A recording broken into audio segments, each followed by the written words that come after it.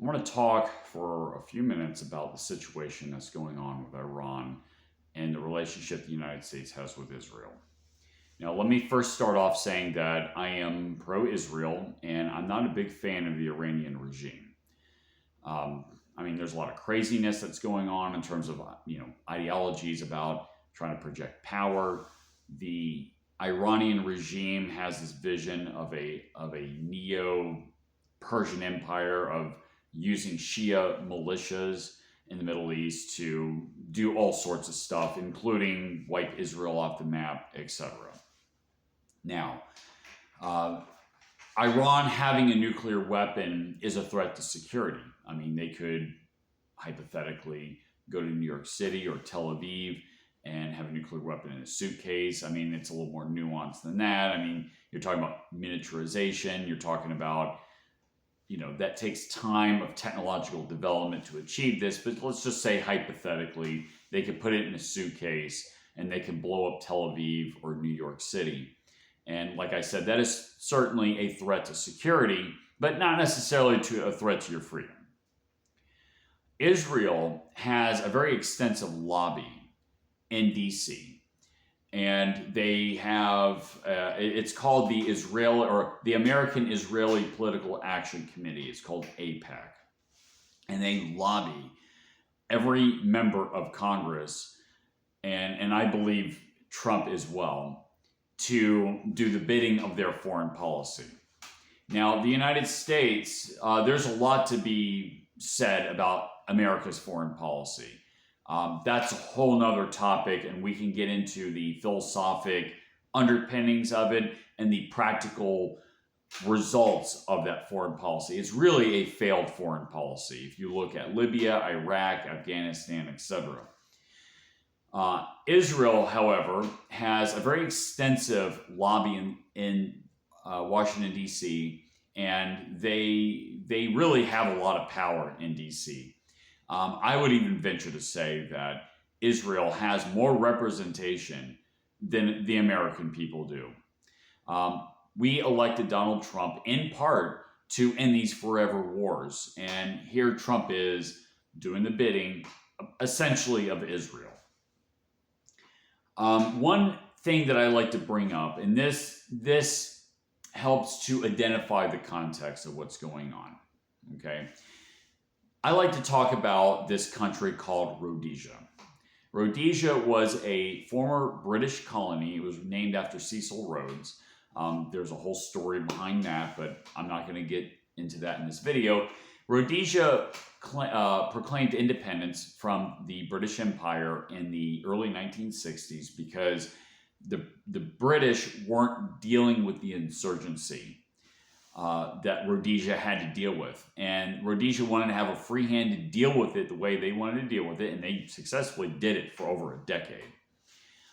This insurgency, and it's very similar to Israel, by the way, it's a smaller, freer, more prosperous country compared to the countries around them, compared to the combined larger population around it. It invoked a lot of envy, just like Israel does with the Arabs, and just like, in this case, Rhodesia did with the various Bantu tribes, Bantu peoples in the area. They, like I said, were a smaller population. In the case of Rhodesia, they were dealing with rebels that were backed by China and the Soviet Union. They were communist rebels.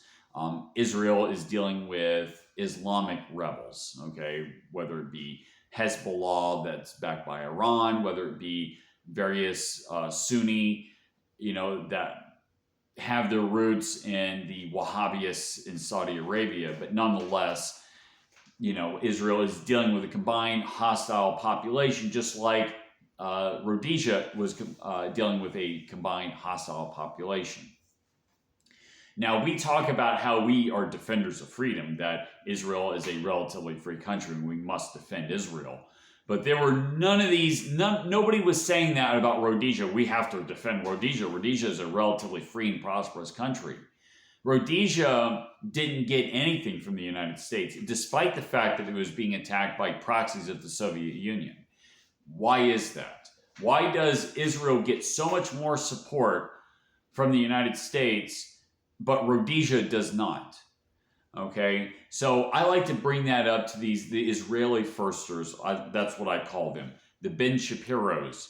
Why didn't the United States back Rhodesia in their defense of their relatively free and prosperous country?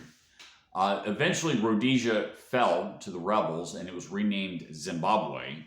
And I encourage people that don't know about the history to look that up and find out what happened to that country. It went from a breadbasket to a basket case of a country.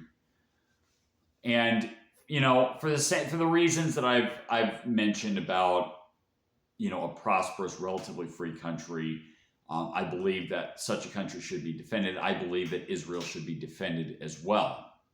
But why does Israel get this much more support than Rhodesia does not? Well, I've already answered that in the first part of this video. I talked about the lobby that Israel has and the amount of power that Israel has in DC that people like myself and others here in this country doesn't seem to have that kind of power. But it's not about defending freedom, okay? Because if the United States had that principle, if we held the principle of defending free countries, we would have defended Rhodesia, but we didn't. This is about defending a special interest. That's what this country runs on, and that's the problem. The special interests in the managerial class in Washington, D.C. is a bigger threat to your freedom than the regime in Tehran. Now, the regime in Tehran is an issue in itself, and like I stated already, I am no fan of the regime in Tehran. They are a threat to people's safety, but the special interest in DC is a threat to your freedom. And we're seeing that in real time right now.